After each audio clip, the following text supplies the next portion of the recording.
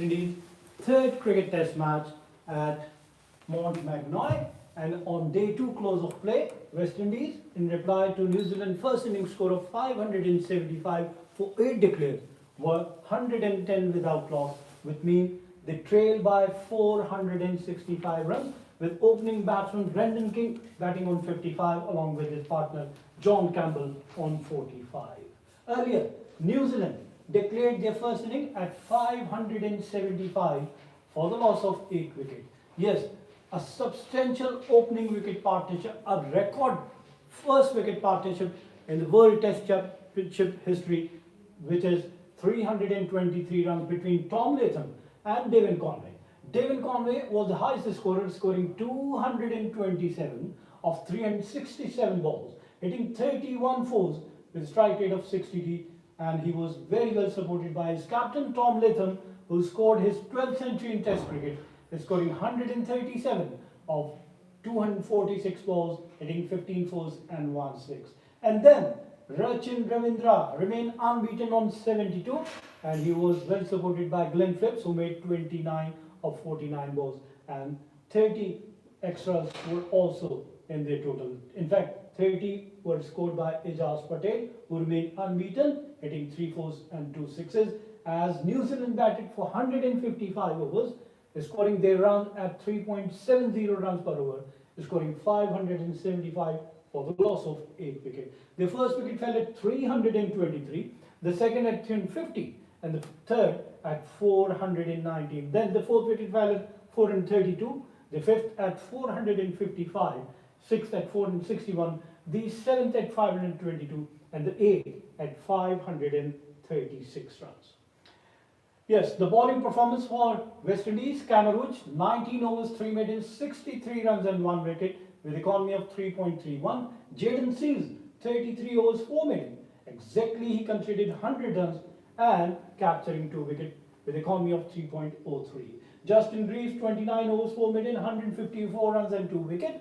And then Roston Chase, 44 overs, 1 maiden, 159 runs and 1 wicket. And Kevin Hall also bowled 1 over, and he conceded 12 runs without taking a wicket. In reply to 575 for 8 declared, West Indies at close of second day's play batted for 23 overs, scoring their runs almost 5 runs, which is 4.78 runs, and they were 110 without loss at close of play, with John Campbell unbeaten on 45 of 60 balls, hitting 7 fours, and Brendan King unbeaten on 55 of 78 balls with the help of 9 fours, and his strike rate was 70.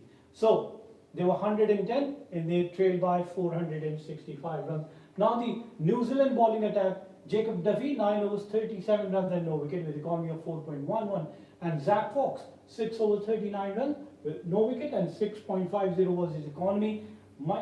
Mitchell Ray, 4 overs, 25 runs and no wicket, and Ijaz Patel, the left-arm leg spinner, also bowled 4 overs. They were with only 9 runs. Yes, King and Campbell gave West Indies century opening stand. Okay, Brendan King and John Campbell gave West Indies century opening stand after New Zealand declared on 575. Rachin Ravindra scored a half century to extend New Zealand's inning, as West Indies bowlers showed more discipline than on the first day, and despite missing Cameroon unavailable for second day's play in the Mount Magnoy.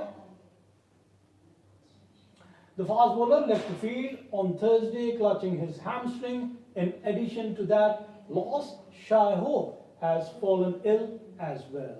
Wanted to bat big Conway on his 323 runs opening stand with Latham.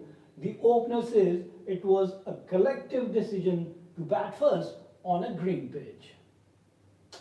West Indies bowled 86.4 overs, and they waited for the first wicket, and that is of Tom Latham. Tom Latham and Devon Conway put up the highest opening partnership in Test cricket in New Zealand.